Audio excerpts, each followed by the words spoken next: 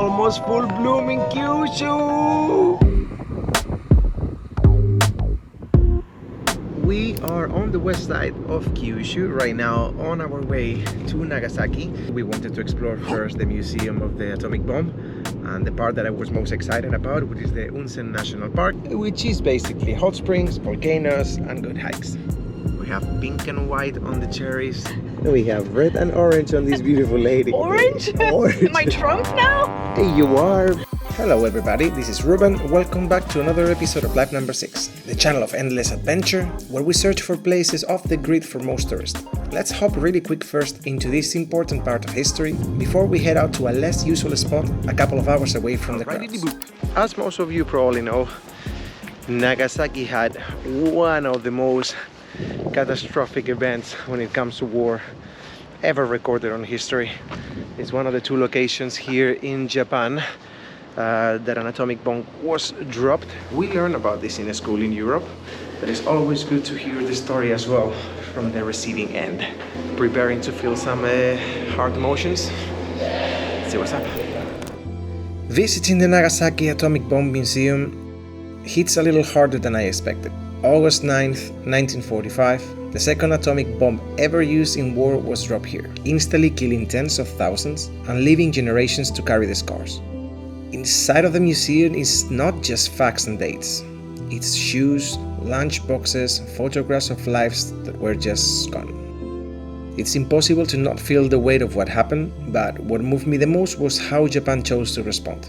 Not with bitterness, but with a message of peace. I truly connected with the message, one where we remember, we listen to all sides, and we choose empathy over destruction and hate. And that's what this channel is all about, my dears. So pretty. One of the reasons why we came to Kyushu is because it is almost season for sakura to bloom properly.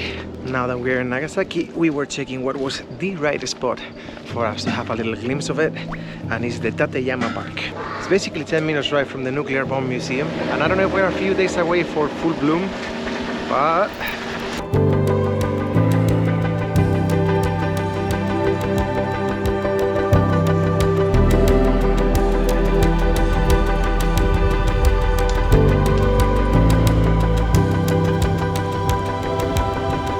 so excited that we have basically 9-10 days here in Kyushu, where basically this is gonna get better and better.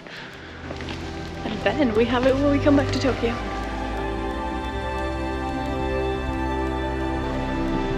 So pretty.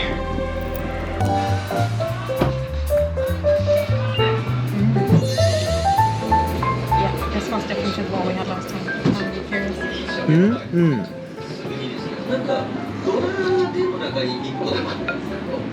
Oh, I'm so happy that these portions are a little bit smaller. My full hand is like... My apologies for not having the room full clean, but let me show you a little bit around of our hotel.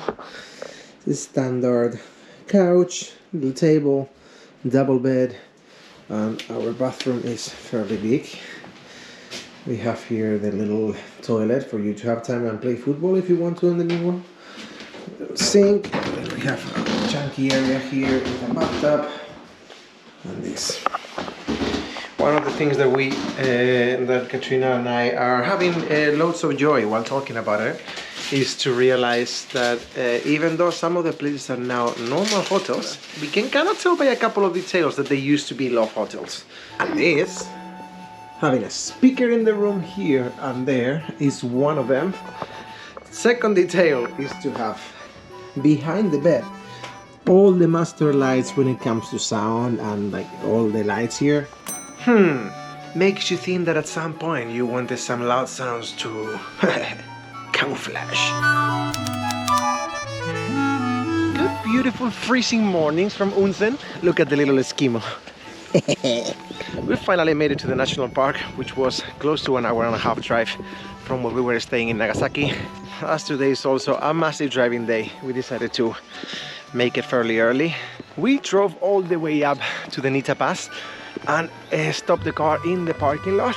Our goal today, before we head down to the parts where like the hot springs and the onsens are, is to actually climb up the second biggest mountain here on the national park, which is Mount Fugendake. Fugendake. It's cold, it's windy as fuck, and we are likely going up a few hundred meters in elevation. Let's enjoy the journey.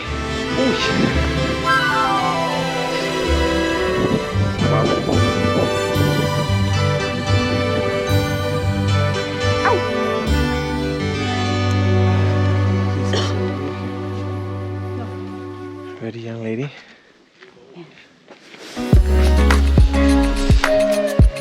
They have like the little markings, and very likely whenever this tree passes, we will be able to see over there properly in the tip. That is very likely where we're going. In the map there says like it's like 60 to 75 minutes. It looks very far. So the hike itself isn't very difficult, but it's got that classic Japanese vibe. Super quiet, clean trails, and signs every 50 meters that politely remind you a volcano could go off at any moment. Comforting, but hey, back in the 90s, it woke up after 200 years napping and killed 43 people. So all precaution is highly appreciated. Such a pity that we are a couple of weeks prior to full spring here. We're catching basically the weather with no snow, but neither everything fully green on the mountains. At the end of the day, we are in high altitude, so it makes sense that trees take a little longer to come back to life. 2022, they said he wasn't. Very big incline. But nice. 400 meters.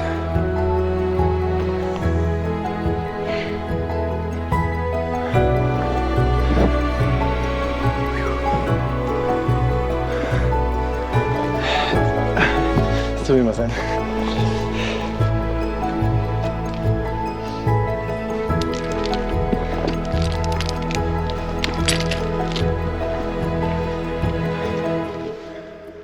Okay. Where are we? Mount Fugendake. It's a fairly easy.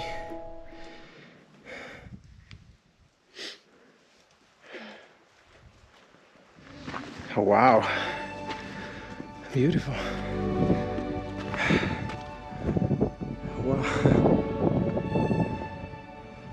Oh my lord.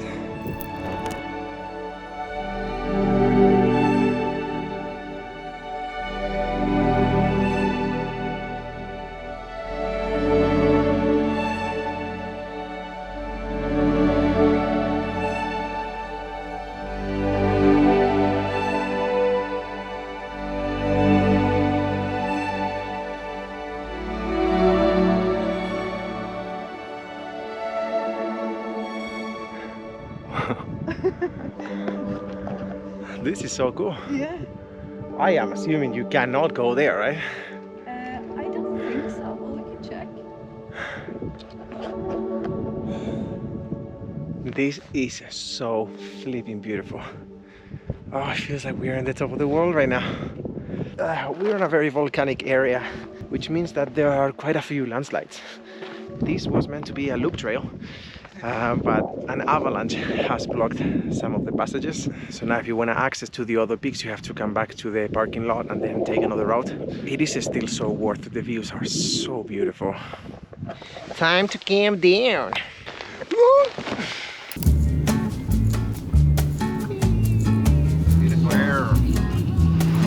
Well, that smoke here really says that we just made it to Unzen National Park.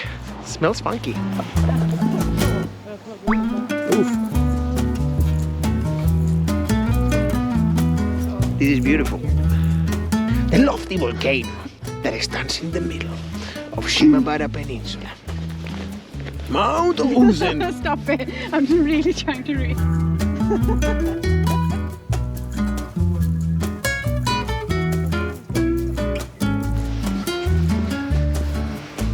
This feels so nice, these little parts when you're walking on the forest, and the dreadful smell.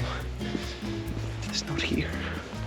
As we're reading here, in Unzen Jigoku, hydrogen sulfide and other high-temperature volcanic gases turn rocks into white mud. That means that sometimes that little mud spots look like tiny volcanoes, but Instagram reality.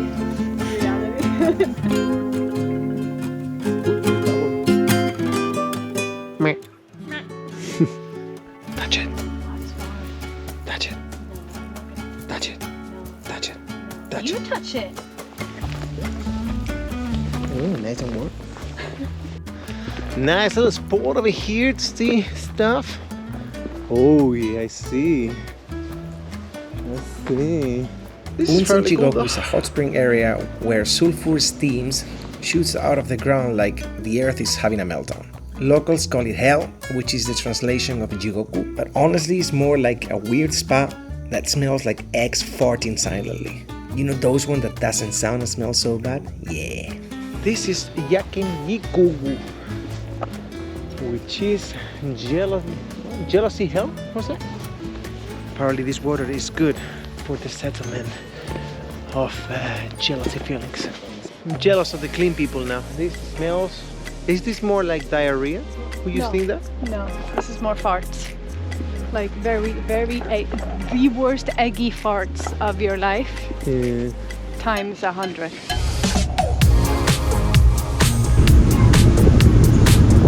Oh yeah, oh mama, oh big bridge. Big bridge. We're at a big bridge. Where are we? What a big bridge! Big bridge! As we're heading to the south to the region of Kagoshima, I just have left to thank you for watching and I hope to see you next week's video, which